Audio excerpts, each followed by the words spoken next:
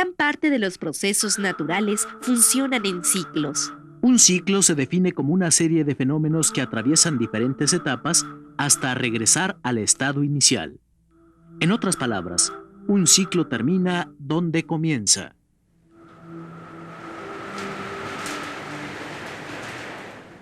Por ejemplo, en la naturaleza el agua forma parte de un ciclo.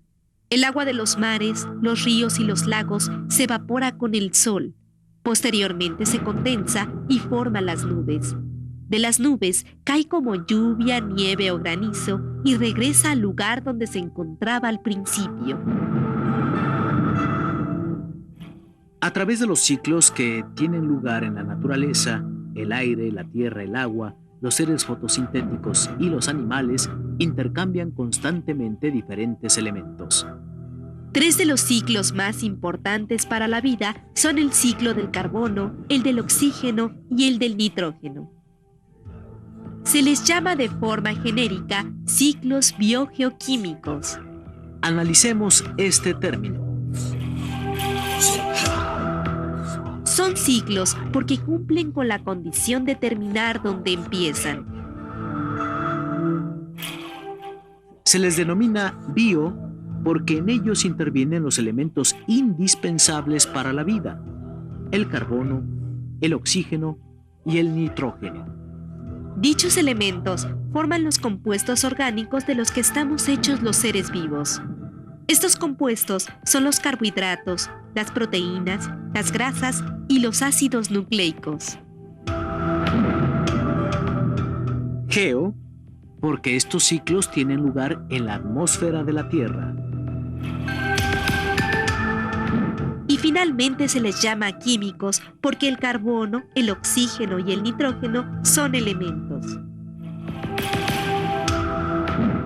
Una vez definido el concepto de ciclo biogeoquímico, es tiempo de ver con mayor detenimiento y de forma específica los ciclos del carbono, el oxígeno y el nitrógeno.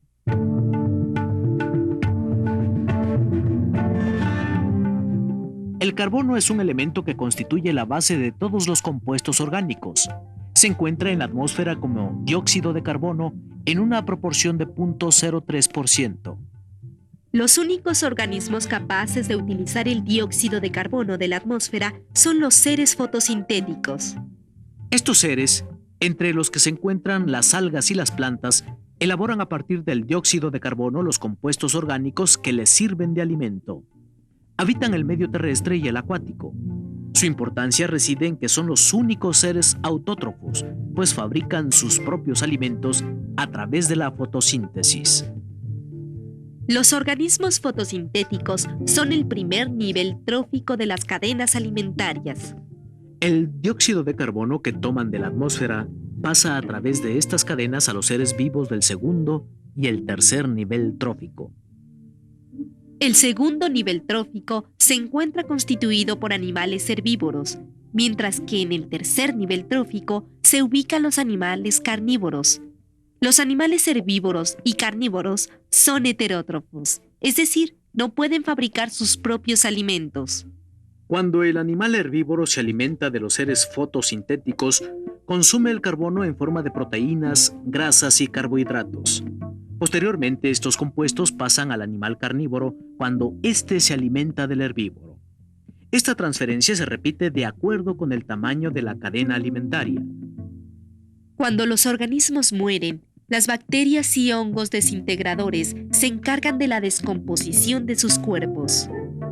De la materia orgánica en descomposición se libera el dióxido de carbono, el cual regresa a la atmósfera. Es así como termina el ciclo del carbono.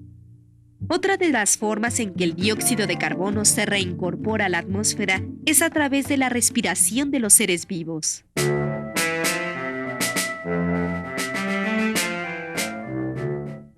El oxígeno es un elemento que existe en estado libre en la atmósfera en una proporción del 21%. Los seres vivos toman este elemento cuando efectúan la respiración. Gracias al oxígeno, obtienen la energía necesaria para realizar todas sus funciones vitales. El oxígeno regresa a la atmósfera como producto de la fotosíntesis que realizan las plantas y las algas. Esta es la única manera en que se puede restituir el oxígeno consumido por los seres vivos a través de la respiración. Con el oxígeno que se libera en la fotosíntesis, concluye el ciclo de este elemento.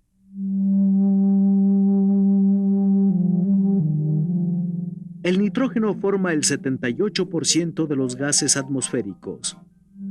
Es el elemento más abundante de esa mezcla a la que llamamos comúnmente aire. En los seres vivos, el nitrógeno es muy importante, pues constituye las proteínas y los ácidos nucleicos, compuestos orgánicos indispensables para la vida. A pesar de la abundancia del nitrógeno en la atmósfera, los seres fotosintéticos no pueden obtenerlo directamente. Lo sustraen cuando toman las sales minerales del suelo. El nitrógeno llega de la atmósfera al suelo mediante las tormentas eléctricas y las lluvias. En el suelo, las bacterias nitrificantes y algunas cianobacterias convierten el nitrógeno en sustancias más simples conocidas como nitratos y nitritos. Solo cuando el nitrógeno ha sido transformado en nitrato y nitritos, los seres fotosintéticos lo pueden utilizar. A los microorganismos encargados de la conversión de este elemento se les llama fijadores de nitrógeno. Se encuentran en las raíces de algunas plantas, como las leguminosas, en las cuales forman nódulos. A partir de los nitratos y nitritos obtenidos del suelo, las plantas elaboran proteínas y aminoácidos que pasarán al resto de los seres vivos a través de las cadenas alimentarias. El nitrógeno también se reintegra al suelo por medio de las excreciones de los organismos y la descomposición de la materia orgánica. En el caso de los restos en descomposición, intervienen las bacterias nitrificantes. Mediante su acción, transforman nuevamente a los nitritos y nitratos en nitrógeno atmosférico. De esta manera, el ciclo biogeoquímico del nitrógeno se cierra.